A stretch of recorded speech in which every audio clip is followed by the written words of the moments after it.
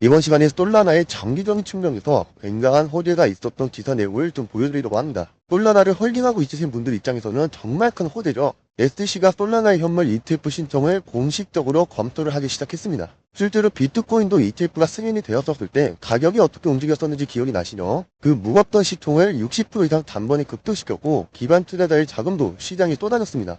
그리고 이제는 솔라나가 그 뒤를 따를 가능성이 점점 더 높아지고 있더라. 그리고 ETF의 승인 가능성을 얼마나 보고 있냐? 무려 70%, 약 300달러인 67%의 추가 폭등을 만들어낼 수 있다고 얘기를 하고 있습니다. 하지만 아직 넘어야 될 장애물도 많은 상황이죠. STC가 과거 코인베이스의 소송에서 솔라나를 증권으로 간주했었던 문제, 그리고 ETF 승인 과정에서 STC가 추가적인 요구를 할 가능성, 그리고 정치적인 변수까지 과연 ETF를 성공적으로 승인을 받아낼 수가 있을까? 요즘 굉장히 대목이 되고 있는 이슈입니다. 그렇다면 현재 내용들을 보았을 때 전문가들은 이 상황을 어떻게 보고 있을까요? 지금부터 하나씩 말씀드릴 테니까 이번 영상도 끝까지 시청하시면서 투자하시는 데 큰 도움 될 수 있기를 바라겠습니다. 그런데 현재까지 구독자분들이나 시청자분들의 반응을 보다 보면요, 아직도 뚜렷한 매매 기준이 없어서 혼자서 매매하시기 어려워하시는 분들이 굉장히 많았거든요. 예전엔 제가 유튜브를 통해서 정확한 타점이나 어디서 사야 하고 어디서 팔아야 되는지 이런 구체적인 내용들을 유튜브를 통해서 말씀을 드렸었는데, 이런 건 유튜브에서 공개가 되는 순간 타점의 효력이 사라진다는 것을 알았기 때문에 이렇게 소통방에서 쉽게 따라오실 수 있도록 저의 관점을 따로 공유를 해드리고 있습니다. 여기선 정확히 얼마에 사면 좋고 얼마에 팔면 될지, 그리고 또 비중을 어떻게 들어가면 될지를 자세하게 설명드리고 있거든요.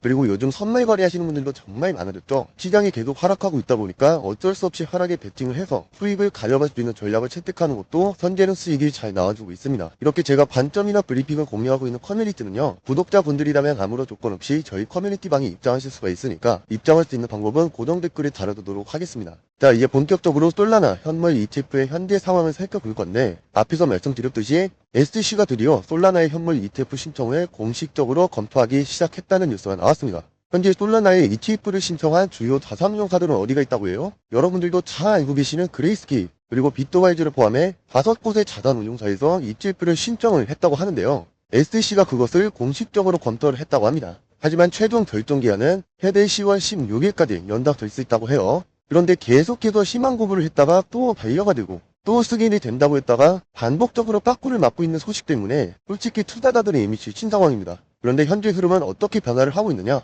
SEC 분위기 자체가 바뀌고 있는 상황이죠. 게다가 트럼프 행정부의 친암호화폐 정책, 현재 SEC는 트럼프 행정부의 영향 아래 있기 때문에 SEC의 새로운 의장으로 임명된 폴 애킨스가 앞으로 어떠한 행보를 보여줄지 주목을 받고 있는 상황입니다.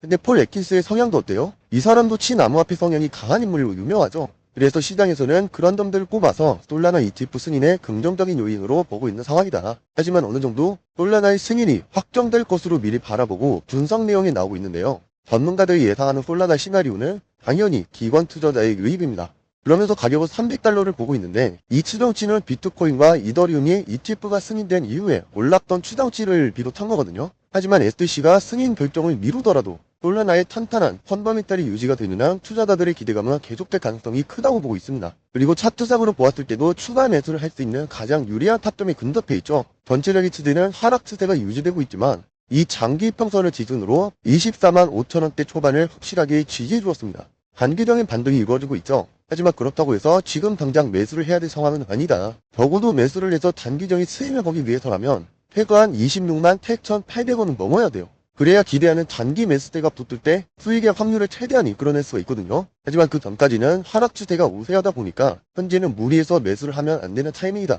오히려 이럴 때 가장 현실적인 방법은 무엇이냐면요, 이렇게 단기 급등을 이루고 있는 시가총액이 가벼운 코인들을 공략하거나 선물 거래를 통해서 하락에 투자하는 방법, 이러면 손실 중의 자금을 해칭할 수가 있겠죠. 아니면 적당한 레버리지를 통해서 단기적으로 빠르게 원하는 목표 수익에 도달할 때까지 전략적으로 움직일 필요가 있다. 그리고 이렇게 혼자서 매매하는 게 어려우신 분들을 위해서 지속적으로 타점과 브리핑을 공유해드리고 있으니까요, 소통방의 정보를 참고하시면서 안전하게 함께 매매해보시길 바라겠습니다.